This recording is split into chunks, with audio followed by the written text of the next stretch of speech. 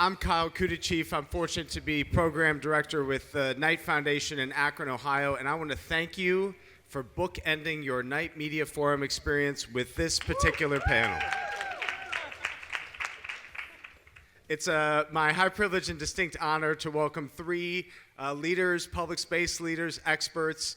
We're going to unpack the value of third spaces together. These are not the private places where we live. These are the places where we find community. And there's a lot of ties to that which we've talked about at Knight Foundation. And we'll get into that as we talk. So to just briefly introduce our panelists, I'd like to start with Meg Daly. She is the founder and executive chair of Friends for the Underline, an iconic public space here in Miami. Hollie Russ and Gilman, who is senior advisor at the Trust for Civic Life, and Shamichael Hallman, who works as director of civic health and economic opportunity at the Urban Libraries Council, and he is also an author of a book called Meet Me at the Library, which we look forward to learning more about. So Meg, let's get into it. We've talked a lot about isolation. How are public spaces part of the antidote? How do you view the Underline as a place that's been thoughtfully designed and programmed to bring Miami together? Hey everybody, am I turned on? You guys can come up to the front of the classroom if we have you white like. couches, beautiful white couches, very Miami. Speaking of physical connections, so the Underline is a 10-mile linear park below our metro rail, for those of you who don't live here. And the idea came about when I had a bike accident 12 years ago and broke both of my arms. I ended up walking below metro rail and thought, wow, why don't we turn this into a park? But it was only because I wasn't driving past it, that I was in the space, that the idea, had the opportunity to spawn.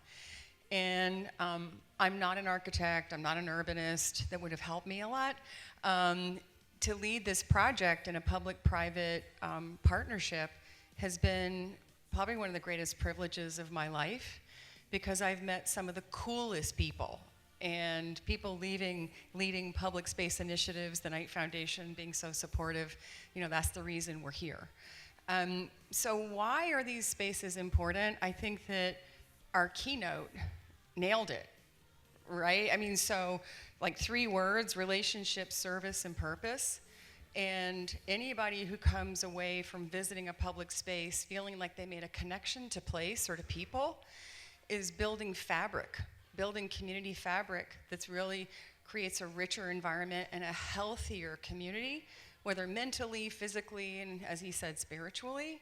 And I won't hold the mic much longer, I just have lots of really great anecdotal stories as well as facts about why these personal connections build stronger communities physically as well as sort of in the larger context. We will come back to that for sure. Shamichael, tell us about how libraries fit in. Yeah, I think libraries play a huge role. And I want to kind of set this up by reading a definition that I put in the book that described civic health. And this was from the 2020 New Hampshire Civic Health Index, which many of you probably have seen, right?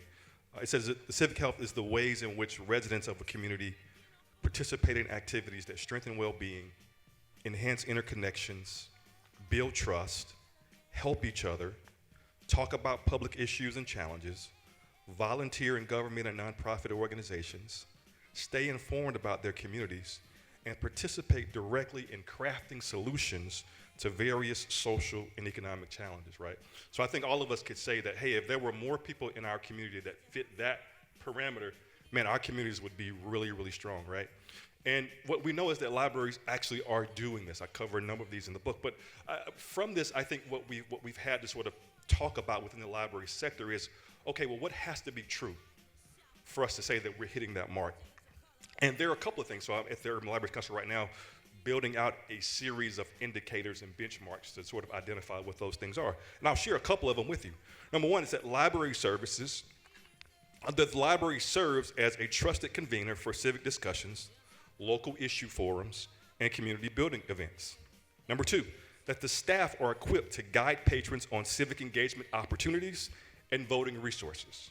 Number three, library programs help patrons understand misinformation, media bias, and critical news consumption.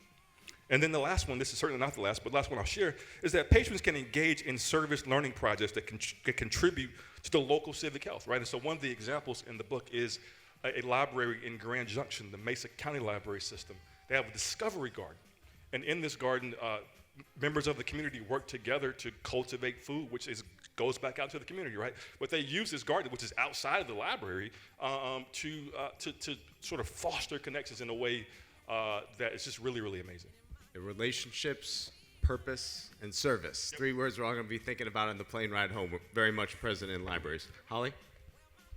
Great, thank you so much. I'm also going to start with a quote. I saw this last week at the National Building Museum in DC, and I thought it was really powerful. Great public space is a kind of magical good.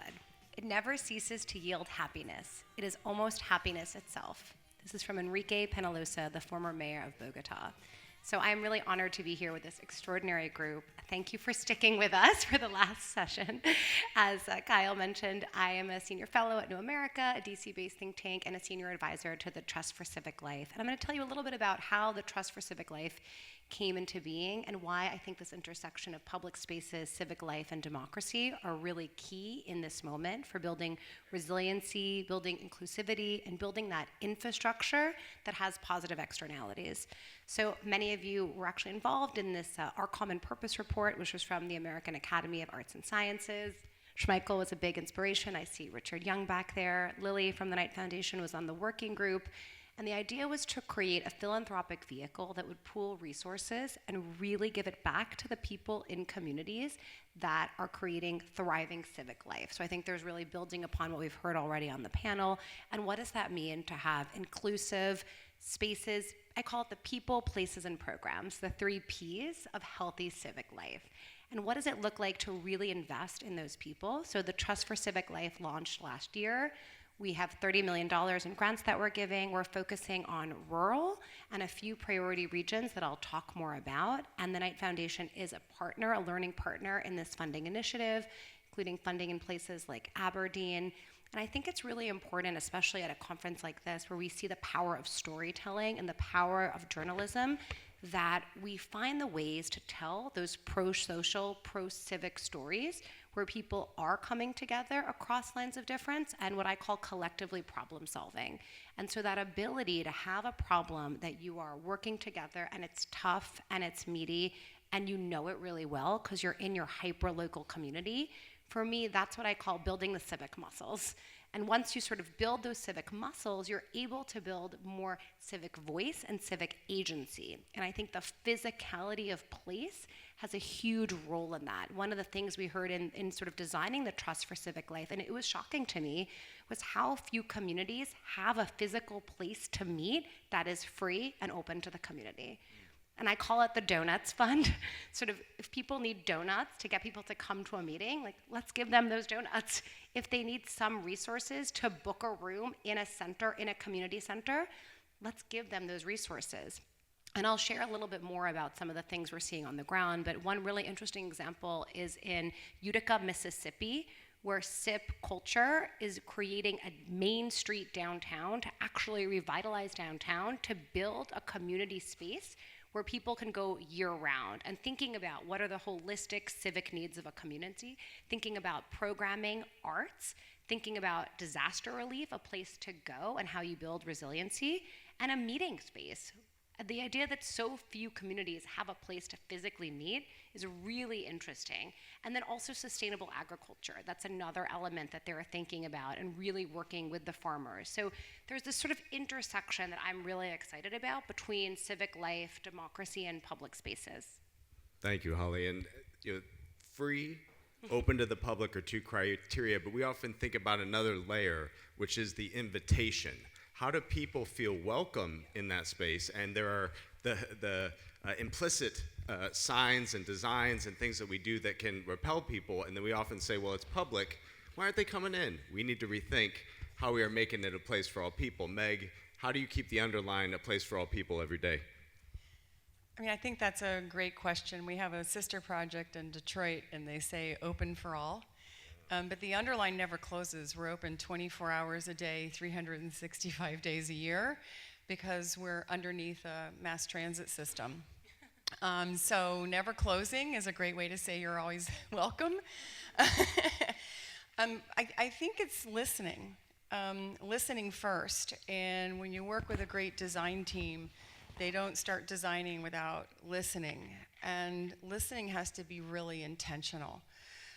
Because it's not just listening, but also documenting and reporting back on how you've listened. And we've done it certainly for design. We've been polling, and it's very iterative, going to the community. We always say going to the community. It's like such a big job. You're not just going to the community. You're trying to talk to thousands of people. And how do you make sense of that, and how do you make sure they show up? Because usually the people who are happy with your project don't come, right? So is anybody going to nod with me? The people who show up are the ones who are angry for whatever reason. So we want to have all voices represented. So that's the first job, is to get people to show up. The second is to go to them, like go to where they live and say, I put an ad out and maybe some people came. So it has to be really intentional, and it's hard work.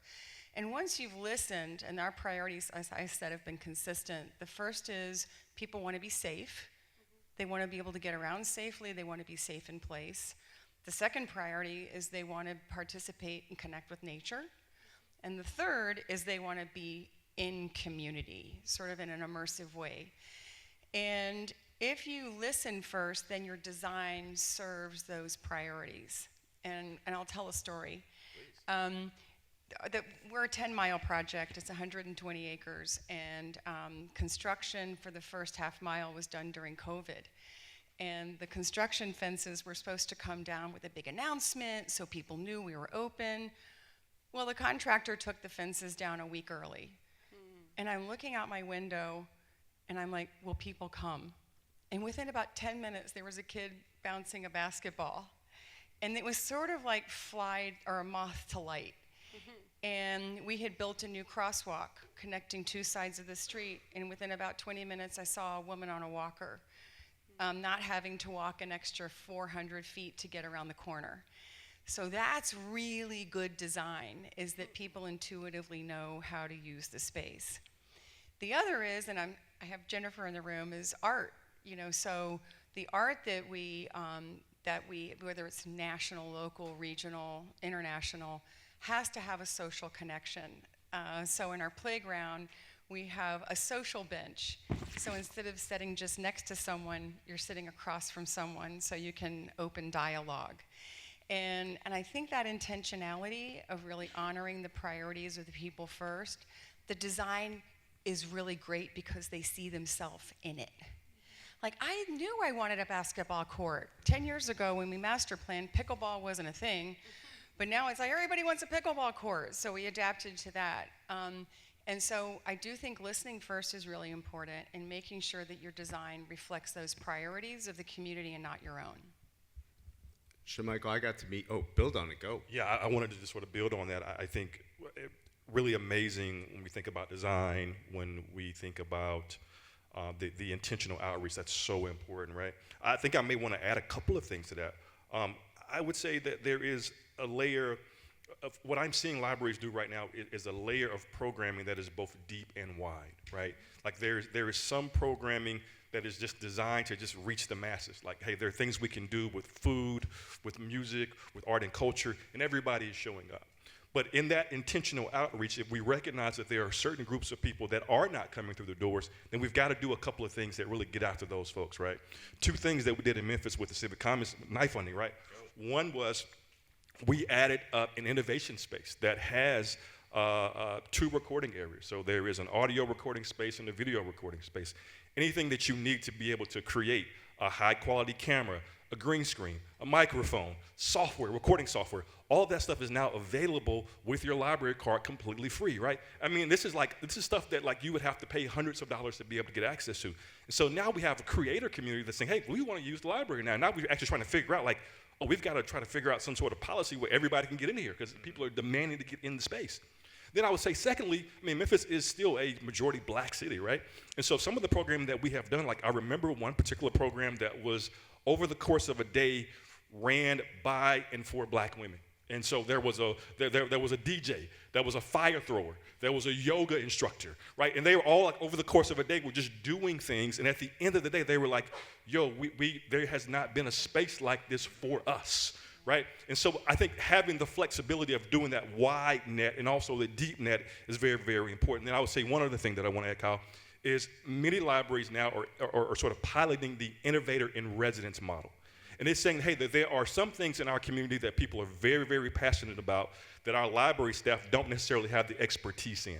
And so rather than us sending a library staff to go get this training, we can take a little bit of money that we might have had for a part-time staffer and go hire somebody from the community who actually excels at that and bring them in.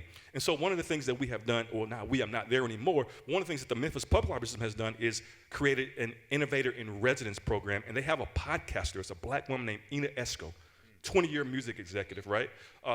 And she is now doing podcasting programming out of the library, teaching people also like how to start your podcast, how to find your first funder, your first sponsor, how to tell your story more accurately. And that is bringing in audiences that like, hey, I had no idea that the library even offered this.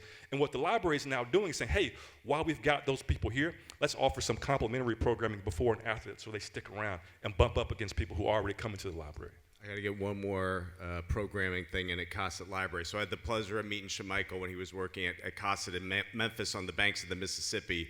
They took this great historic library, basically stripped it down to the studs, and rebuilt it with what's happening in Memphis today in mind, and trying to pull different elements of Memphis in. Talk about jukin'. Oh, wow. So, yeah, so jukin', Memphis jukin' is like this really amazing and beautiful dance that originated in Memphis, I believe in the 80s, right? It's kind of this blend of hip hop, dance, and classical ballet, and it's gone like global. And we recognize that this is something like when you talk about jukin' in Memphis, it sort of elicits the same feeling that when you mention barbecue, right? Like people just like, oh yeah, that's what Memphis do, that's what we do, right? Like there's just so much pride in it, right? Yeah. And so we said, hey, let's find the person who is most known for this, and it was an artist named Lil Buck. And Lil Buck has done, he's done Lexus commercials, he's done Gap commercials, all sort of highlighting the jukin', right? And we said, hey, we should put in this library a Memphis Jukin' Academy. And like people should be able to come here, and this is like the library as a place of joy and a place of fun. People should be able to come here and get lessons. They should be able to, even if you have no rhythm like me, the black dude who is dancing very awkwardly in the corner, like you should still be able to come and actually learn how to dance and how to celebrate this cultural style. And so it is, again, something else that is bringing the community together in a really fun way. So Hollie, we've been focusing on Miami, Memphis, bigger markets, but there's a lot of America that's not at that size and scale, yet the challenges we've been learning about in KMF still very much apply to rural America. How do you think about this work in that space? Absolutely. It's interesting. I'm going to piggyback. I love the idea of joy. You know, I think that's really important. When I think about some of the principles, I think about accessibility, I think about childcare, I think about time, location. Is there food? Do we compensate people for their time? You know, some of my own research looks at models like citizen assemblies, and that's a model where you actually use sortition and leverage that model and pay people for their time. So just sort of being sort of more expansive with how we think about the range of ways to engage, I think is one thing. And then thinking about this great question, I'll give you some snapshots of what's happening, things that the Trust for Civic Life has been able to fund. I'm also looking at Ryan and some of our partners in Appalachia. You know, one thing on the joy, one of the hubs from last year is the Adirondack Foundation, which is sort of what we would call a community in transition. They're a very historically white community, and they're having an influx of a more racially diverse population.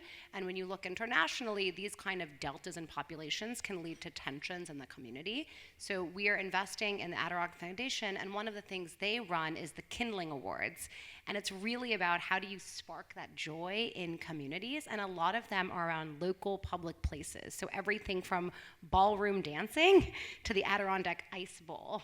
And sort of I love the dance theme, right? This idea of where are the places that we can find joy, and sort of thinking about these these spaces and thinking about also the spirituality component, and looking at our partners here in Appalachia and other places, there's large declines slated in churches in the physical spaces. Some estimates even 100,000 in the next 5 years, about 15,000 in 2025 alone. And so there are really big questions around what happens to that space. What does it do to a community when you take the space of gathering and identity, right? I mean, I think that's part of it. It's not just a physical space, it's actually this identity. It can be very existential for a community. So one of the hubs that the Trust has funded in our first year is Invest Appalachia. And one of the things that they are funding is sort of bridge loans to help put solar panels on churches and think about what do these spaces look like in different contexts. And there's another example that Ryan actually recently shared about a church that is moving from its prime downtown location, and they're going to give that location to 30 civic groups in the area. And then they're going to move to sort of a less, central location, but think about how they leverage that space.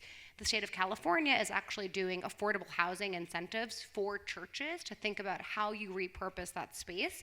But I think what's really important is that the community has a participatory lens with how they're co-creating and how they're deciding how to use these spaces that have been really transformative for people. And as we heard earlier today, this is the challenge of loneliness. So if you're not going to the church or your faith organization or sort of your, whatever it is, that gathering space, where do you find that connection? Is it the Mahjong club on your block, right? How do we kind of reinvent, what is it going to take to say people want to be connected? And so if we're seeing some trends like this decline in the church spaces and traditional membership, how do we ask more of people? That's something I also often say, it's not that we should be asking less, it's that we should be asking more. I really like the kind of wide and deep, the sort of how do we find the places that are really going to resonate with people so it feels sticky, so they feel like this is honoring their time, honoring their knowledge, but that they get something in return. Like they feel deepened connection with their community, their electeds, their neighbors. Like there has to be sort of a value proposition. And I think space is one of the really integral ways to create that value proposition. Can I ask a follow-up on measurement? How do you, we often anecdotally say, oh, that park's busy, that business district's busy, it looks like a good, the Underline looks empty today, whatever, versus measurement over time. How does your team think about measurement of public space and any changes in the post-pandemic era?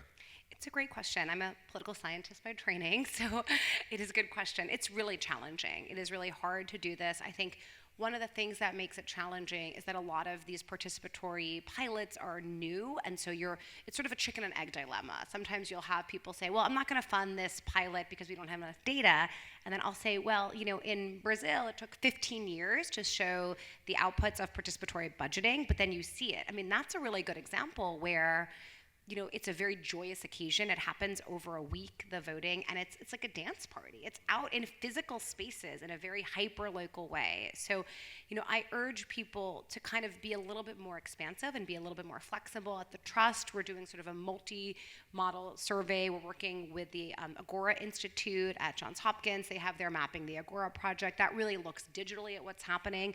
But when you look at rural communities and look across the country, there's a lot of gaps that are not captured if you're only looking at what's available online, right? Sometimes it's just that key leader. And the other thing that the Trust funds is sort of civic entrepreneurs. This is smaller scale, 10, 20K grants for those people who really are the trust intermediaries. And my bias is to give the money to the great people doing the work who have the trust in communities and kind of see what happens, see what seeds. I try not to be too prescriptive in thinking about this because there's so much creativity that we can unleash if people feel like we're kind of investing in them and we believe in them. Meg, how does your team collect data and use it? I'm going to start with a thank you to the Knight Foundation. That was not a setup. Because our Miami team really, we were like the new kid on the block, really pushed us to integrate technology into our daily work. And we're very sensitive about how we integrate technology into a public space. But we offer free Wi-Fi. And that's donated by Hotwire, but Knight Foundation also did the matching grant with the county for the infrastructure. So we started with, the the entrance and the exit polls. We used the Civic Commons model where we surveyed people. But people are like, I'm too busy, I'm going to your yoga class, right? So they don't, so what do you do? We're able to monitor through sensors, anonymized data. We're able to see how people are using the Underline.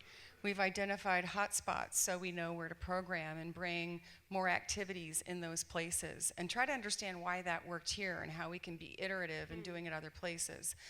And you know, what we have found is the information really helps inform. And then we did it like in the, you know, the low-tech way back in the days. We did program your park, like we did, what do you want to see the Underline be? It's like, what do you want to do on the Underline? We had close to 50 listening sessions with sticky notes. We've all done that, right? But gosh, I mean, these people have great ideas. And so we had a program called Community Connections, Speed Friending. We had dance parties, we have food events, we have your, you know, good old-fashioned farmers markets. You can get your dog trained at the Underline. And so really asking the community, they have much better ideas than most of us do. But the data has been really important for us, not to justify, but to really say that this is a place where people come, this is what they do, and then be able to say these are the results of that. So we found that 60% of the people on the Underline meet someone new. Last week we had 50,000 visitors in our first 2.5 miles that are open. So over 25,000 people met someone they'd never met before. So isn't it great in a world where we're not full of strangers, right? And so we always have a policy, whenever you pass someone, you say hi. We want to be the friendliest place in Miami, but you don't have to say hi, you can say hola. And I think that's also one of the things about where we live is the richness of language and culture, which we articulate through food and dance and storytelling. And speaking of libraries, we're introducing a series of not little libraries, but big libraries on the Underline that artists will be designing. With a local bookstore, we'll be programming not you take it, you take one, you leave one, you just take it, right? So everybody can walk away with a book and we're gonna stock it. That's great. That's amazing.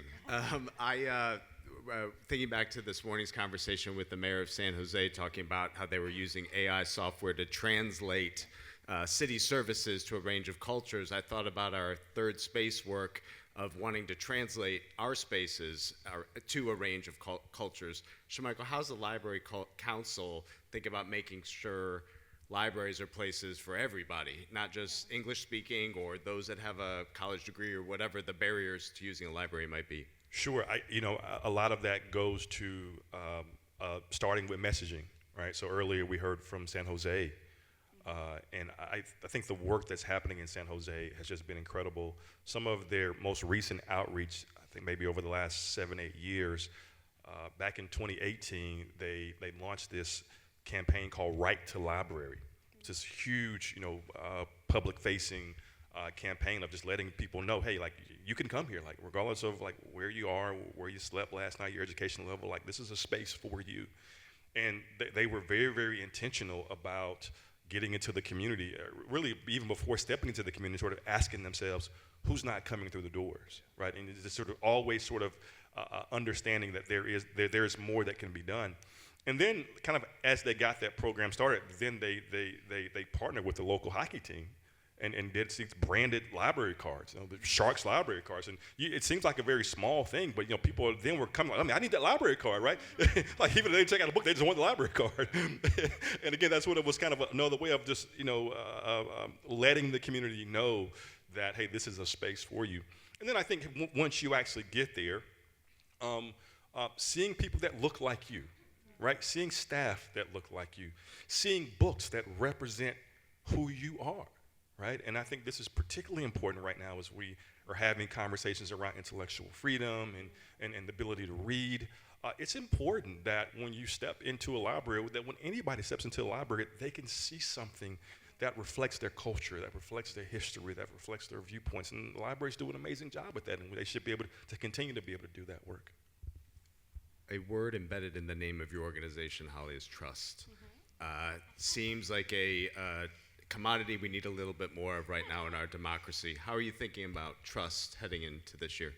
Yeah, it's a great question. I was just talking about this right before the session, sort of looking at the recent Edelman Trust Barometer, and the highest trust is in business. And I think we have to recognize where we are as a country. I mean, on the national level, we have extremely low levels of trust. It is higher on the local level, and I think it's been really great to be here. This is one of my favorite conferences of the year, and it's great to see sort of the emphasis and the value of local, and so I think that is really important, and it's something that I think a lot about. And one of the things I hear grantees say to me is, we're not as divided as the national media will tell you, and we're not as divided in the same way. So there may be polarization, there may be things we disagree with, but the way it's portrayed is not the way it happens here.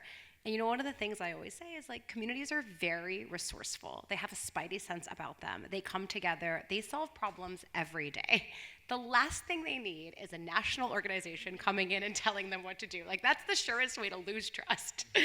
So I think, this idea for a trust for civic life, like, I was co-creating it 5 years ago, and it took time. And I think building relationships takes time, and building that trust and recognizing when you're in a trust deficit, which we all are in right now. I mean, there's just a lack of trust, a lack of empathy in some opportunities. And so we've been very intentional with how we've built this process out. We had a working group that Lily from the Knife Foundation was on, and Shamichael was hugely influential on, and then we led a participatory design process, 50 communities, and then we've done this round of grants that is sort of informed by what we heard from the community. And so one of the things, Kyle, that we've heard is, wow, you all took my advice. You actually listened to me. You actually designed this around the referral network that we told you would be more equitable than an RFP, counterintuitively. That was one of the things the community said to me time and time again. Again, I'm just sort of sharing findings, but doing that and then going back and saying, here's why we took this, here's how we couldn't do this because it wasn't feasible, but we're really valuing and honoring the communities, and we're trying to give them enough flexibility. Another thing we heard was, if possible, give large grants in lump sums. I was like, that makes a lot of sense. Why should we hold the money? So in our first year of giving hubs, we actually gave some $3.5 million to the hubs in one lump sum. That was something we heard from people on the ground. And so I think these are ways, and that shows we're investing in you, we trust you. And I think that's how you sort of rebuild that kind of two-way relationship with people, by listening, by empowering them, and kind of looping back. I think that's sort of a challenge right now. It's like taking that next step, and even if it's hard, and even if not everything worked out, being sort of open and honest, I think can really rebuild those bonds of trust. What is a giving hub? You use that phrase. Could you unpack that for us so we can understand it? The phrase, the giving hub? I thought I heard you say giving hub. Perhaps I misheard. I don't know. I misheard. Let's move on. It's really good. I like it. Should we coin it Should we here? create one? A giving I hub? like it Sorry. here. Because the hub model I know is fundamental to the trust. So, but Oh, we'll, sorry. Maybe I was saying we Yeah. were giving to our civic hubs, and so it's civic sort of, hubs, I Sorry, see. yes, Thank 100%. you. No, it's the fast talker in me. Kyle, I would like to say something on that idea of giving. This is a work that I've been doing a lot at the Urban Libraries Council, and a work that really started in Memphis was kind of as we were trying to open up the library and trying to make it more inclusive and more welcoming. Some of that started with trying to change the way that people fundamentally viewed the library. That the library was not just a place to come and get something, right? People would come and get a book and leave. They would come into a program and they would leave, right? And we said, no, hey, there's actually room for you to bring something to the table, right? Like, there's some gift, some skill, some talent that you have. And actually, in our community engagement and our outreach, there was one particular survey that, like, wherever we went, we always used this survey, and the last two questions were, tell me what you want to see, right? And people said all sorts of things. Hey, I would love to be able to code. I love to be able to learn how to do my taxes. I love to learn to be able to launch a business, right? Like, tell me what you want to see. And then we asked people, tell me what you can bring. And people said, hey, I'm a software developer, and I'd have no problem, once a quarter come in teaching a class. So I'm a lawyer, and I'm happy to come in at tax time and do a thing, right? And what ended up happening is we created a database, like kind of a cross-reference database of saying, hey, library staff that didn't have to do all these programming. Like, there's people in the community that would do these things. We just need to give them a little bit of training, provide the space, and get out of the way, right? And it really became a really beautiful way of working with the community. That's wonderful. Meg, I'd like to ask you one more question, then we'd like to go to the audience. We've got about 10 minutes left, and I know you folks have things you'd like to ask our panel. So the Underline being an iconic public space in Miami that is increasing the aspiration of what public space can do in the city, are you seeing a ripple effect of other parks and public spaces across the city kind of upping their game in response to what you're showing can work in this place? Miami-Dade County is one of the largest counties in the country, and so there's a lot of work that has to be done. We're one of the most dangerous places to walk and bike in the United States. We also have, even though everybody thinks we're so green, we have a lot less tree canopy per capita than we should. And so probably one of the things I'm most excited about is the catalytic effect of having this citizen-led public-private partnership be able to lead change. And I think it's inspired other people to say, look at my neighborhood, what can I do here? And how do we make all of these projects start to connect so you don't get stops and starts? Like bike lane begins, bike lane ends. I don't know if you guys have ever seen that. Terrible idea. But here's an example. I think this is a great question. We had a walking club that we funded, and women, men came out every week from different neighborhoods and the impact areas of the Underline. And then not only were they walking, they were talking. And then they wanted to do it more after the program ended. So they've continued to meet every single week. One of the women started on a walker. Her name's Casey. Casey lives in a predominantly African-American community north of the river, about a mile north of the Underline. She's now off her walker. She's lost 40 pounds. She's no longer diabetic. I'm not making this up. It is the most unbelievable story. She's so inspired by what she started. She's now leading a park initiative in her community and has started her own walking club. And her doctor says, you are like the role model. Like, you are the case study for how this stuff works.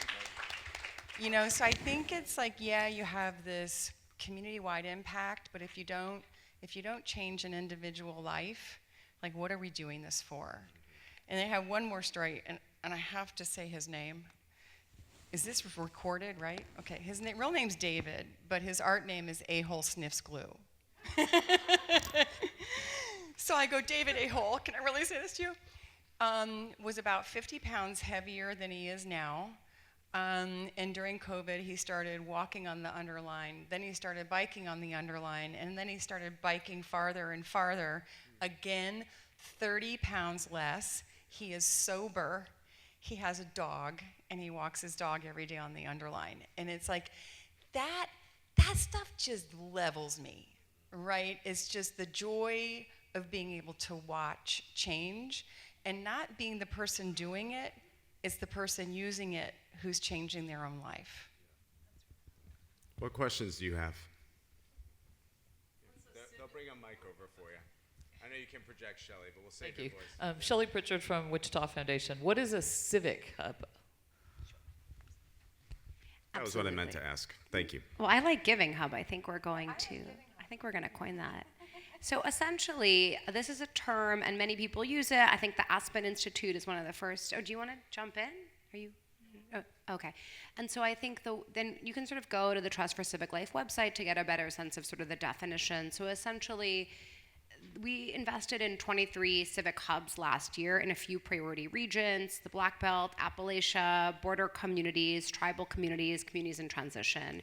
And there is sort of criteria, but sort of the way I think about civic hubs is sort of what is that underlying infrastructure in a community that brings people together and is really for the entire community. So one thing I should have mentioned about the trust is that it's pre-political, it's non-advocacy, non-partisan. And so I think especially in this moment that we're in, that work is really more important than ever. How do you bring people together across differences and create opportunities for collective problem solving? The hubs look different in different places. I sort of highlighted today 3 examples that have a public space element. So one is in Appalachia, and they sort of are doing this sort of blended capital model. The Adirondack Foundation is actually a community foundation. So 2 of the hubs are community foundations.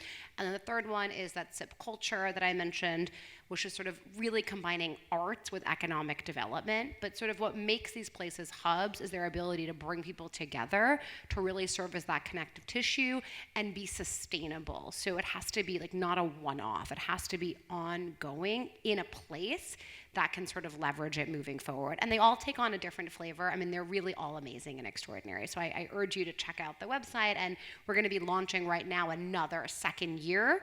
So we'll be doing nominations. It's an amazing group to sort of nominate and thinking about sort of what these hubs look like in community and how we can be supportive to them. Down here in the front. And then we'll come over here. Yeah, thanks. You'll be second. Go ahead, please. Sorry. You got it. Yeah, go, I please. didn't mean to jump in. That's all right. So my name's Sally Lehrman. I lead the Trust Project. Trust is a word that's come up a lot. We work with news organizations to show the public how they are trustworthy through these 8 trust indicators, and then the public can, anyone can look at these 8 and determine based on their own values whether it's trustworthy or not.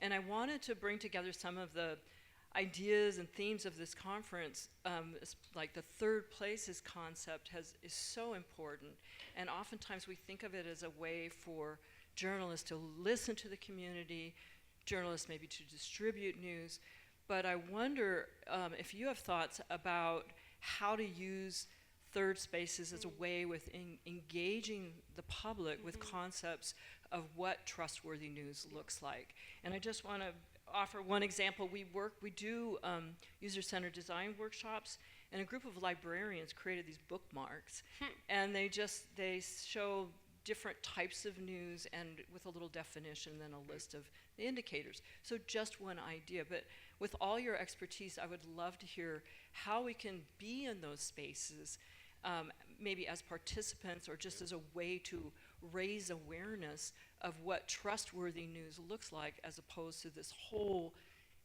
flood of other kinds of information that are turning people away from news entirely. Thank you. Since you mentioned libraries, librarians rock. I think librarians are very special people. They're unicorns in my book. But for the last couple of years, I've been working with a group called IREX, in DC-based organization, and we have created a bridge building hub resource for librarians that it's freely available. You could go to now. You can send your library folks there, and there are a series of resources that are there, partners that are there, ways to actually make this happen. There are some librarians that are poised to do that. They have the knowledge, the skills, the educational background. They can dive in. There are other folks that don't necessarily have that. So I say, number one, if you want to work with libraries, send them to that space so they can get some information. But number two, I think this is the thing that I've been really hoping that we would have, particularly in these last few days, is opportunities to get librarians and news folks in the same room to talk about how we might partner. I know, like for instance, we had the library leaders conference here a couple days ago, thank the night, and I really appreciate that. And I just want to continue to build on that, because I think what happens when librarians are eager to work and library leaders are eager to work, they don't always know of the organizations that are in the community. And so I would just really encourage you to go, not necessarily to the library director, like if it's a small library, yes, but if you're in a larger city, go to the neighborhood branch and start there and talk to the library branch manager. I can guarantee you they will find ways to work with you, particularly if you're bringing in this sort of expertise of, hey, I can work with or alongside your librarians to help put together programs that help the community understand how to identify trusted news sources and how to take in multiple angles to information. I just have a quick thought. I'm actually a wannabe journalist. I really wanted to be a journalist, but I couldn't get a job, so I went into advertising. And I think all of us are journalists now. Through social media, you can tell your story.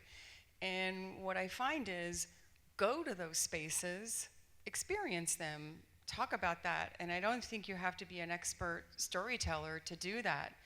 And it's almost like we're living testimonials. Because we're in it, and I feel like people have to go watch and observe and sort of do it as a scientific experiment. Just go to the public space, go to the library, go to these third spaces, tell your story about how you feel more connected. Those are some of the most impactful testimonials we have. So one last question. Take us home. Great. My name is Shannon Green. I work for Philanthropy for Active Civic Engagement, or PACE, and I'm very intrigued by the fact that despite the name of the panel, Hollie's the only one that said the D word, democracy. Yeah. And I understand why. So PACE did a civic language perceptions project where we tested how different words landed with different audiences.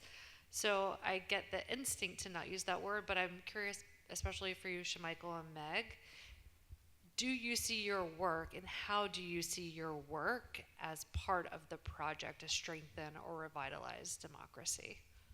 Sure. So if you go to the Urban Libraries Council website right now, we actually have a declaration of democracy that underscores and uplifts the vital role that libraries play in democracy.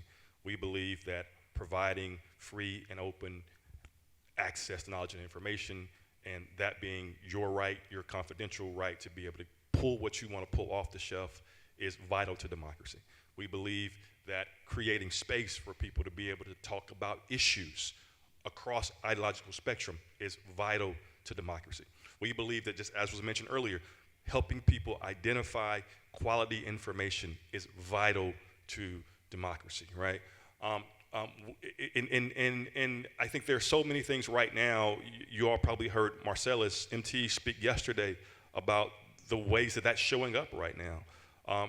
It is very real for many librarians. There are situations where people are coming into the library and checking out a book that they don't like and never returning the book as a strategy of making sure that you don't read that book. There are people who are coming into the library to get a book and put it somewhere else in the library so you can't find the book. It's not where it's supposed to be.